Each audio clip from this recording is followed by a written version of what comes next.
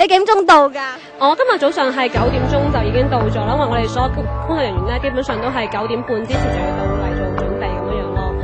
大家都係中午求其食嗰啲嘢，可能現場你會見到啦，佢哋不停喺度搬嘢。朝頭早見到阿小明喺度搬嘢啦，你喺度搬嘢啦，托住一箱好重嘅水啊、即食麵啊，咁其實辛唔辛苦咧？其實辛苦就都係辛苦，但係其實大家都心入諗住係即係話可以為災區做一啲嘢，大家都係都唔係太記得咗，因為大家都係每個人只要得閒或者係冇人冇喺身嘅話咧，全部都會好積極咁樣去幫手，即使唔係自己任務，因為我哋之前開會已經講好咗，係只要見到有需要人幫手嘅時候，就要自己去幫手咁樣。中午嘅時候食飯咧，我見到大家都已經係基本上係攰到坐晒喺度冇晒力，但係知道其他同事都未食飯嘅時候，咁就都會簡單食咗2啖飯，就繼續去幫手做嘢咁樣咯。其實整個團隊呢個整個活動咧，由策劃到今日咧，係用咗幾長時間咧？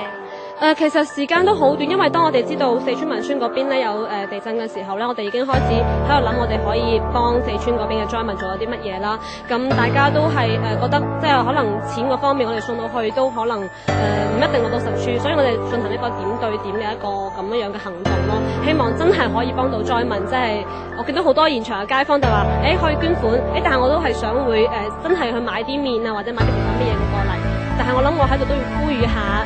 各位街坊、各位市民，即係可能好多人咧都係會選擇去捐即食麵啊，或者係一啲其他嘅食品。但係我諗而家佢哋最緊缺嘅咧，可能都係帳篷同埋睡袋，同埋一啲我啱先聽一個從四川啱啱翻過嚟嘅志願者，佢同我講話，其實佢哋都幾需要油咁樣㗎，即係咁油係啊，冇錯。簡單介紹下今晚呢個7點鐘之後嘅活動咁樣。今晚7點鐘之後呢個晚會就係7點到8點我哋會即係進行呢個直播嘅，咁就